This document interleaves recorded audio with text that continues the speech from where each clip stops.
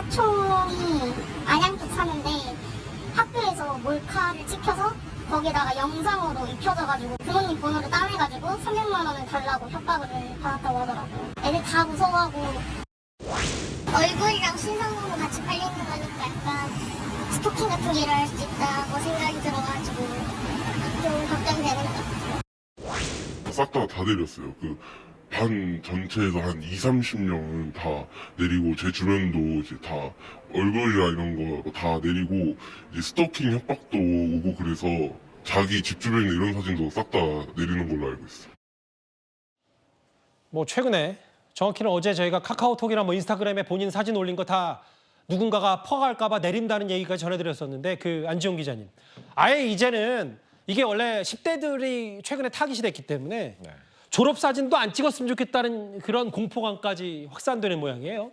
그야말로 포비아라고 그러죠. 공포증이 확산되고 있는 겁니다. 졸업사진을 찍었다가 누군가 그 졸업 앨범을 손에 넣으면은 얼굴 이미지 하나하나를 전부 다 저렇게 딥페이크의 용도로 쓸 수 있지 않을까, 악용하지 않을까 하는 공포심이 굉장히 커지고 있는 거고요. 마찬가지로 학부모들 입장에서도 이거를 찍었다 괜히 문제가 될 것 같아서 안 만들었으면 좋겠다는 의견을 냈습니다. 실제로 그리고선 일선 학교에서는 이번에 졸업 앨범에 사진 안 넣기로 했다고 얘기를 하고 있는데 일단 제일 두려운 건 뭐냐면은 딥페이크가 어느 정도까지 악용이 될 수 있는지, 그리고 이거에 대해서 명백하게 아직까지 대책이 마련되지 않고 있다는 겁니다. 그래서 더욱더 이 공포가 쉽게 잡히지 않고 있는데, 다만 너무 공포심이 커지는 것은 조금 조심할 필요가 있습니다. 왜냐하면 예를 들면 이런 거죠.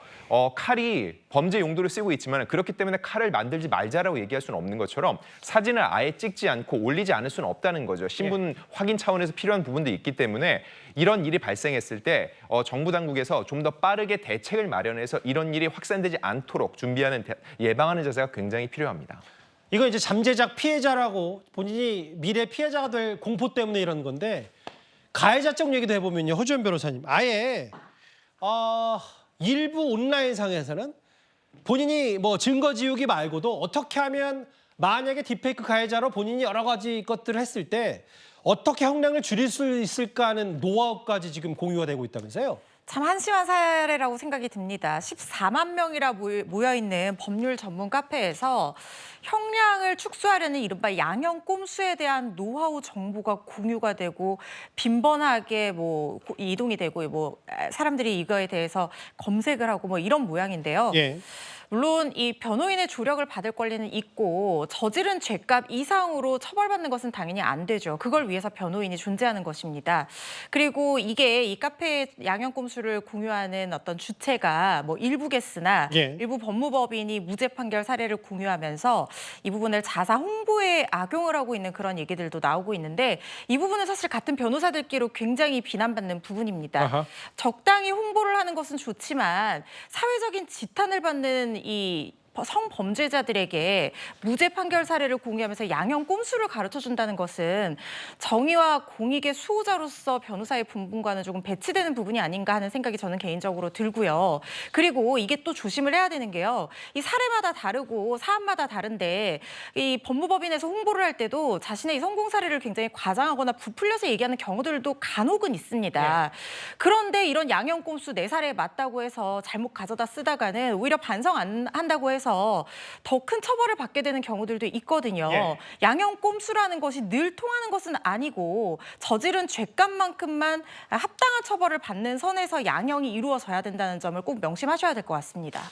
그런데 지금 전 세계적으로 가장 논란의 중심에 서 있는 인물이 바로 텔레그램의 창업자 파벨 두로프. 최근에 프랑스에서 긴급 체포됐다는 소식 전해드렸었고 무려 12개 혐의를 받고 있다는 얘기도 저희가 꼭꼭 집어서 전해드린 바가 있는데 정혁진 변호사님. 500만 유로 한 우리나라 돈으로 한 70억 넘게 주고 석방이 됐다. 예비 기소 이거 어떤 법적 절차가 있는 겁니까? 그러니까 8월 24일에 그 두로프가 아제르바이잔에서 프랑스로 전용기 편으로 입국을 했단 말이에요.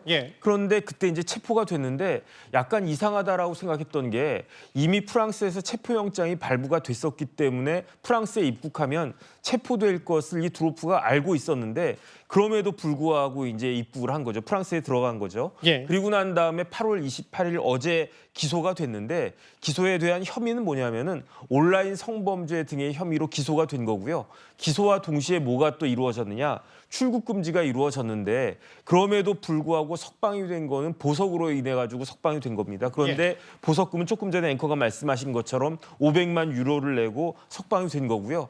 그다음에 앞으로 최소한 일주일에 2번 이상씩은 경찰에서 수사를 받게 될 것이다. 일단 그런 보도가 나오는데 과연 어떤 결과가 나올 것인지 귀추가 많이 주목된다고 할 것 같습니다. 아까 이제 현장 화면에서 뭐 검은색 모자를 쓰고 검은색 옷을 착용한 채 이제 74억 원 우리나라 돈을 그걸 내고 이제 보석이 허가된 저 모습까지 잠깐 만나보고 왔는데 지금 전 세계적으로 가장 논란의 중심에 서 있는 인물이 아닐까 싶습니다.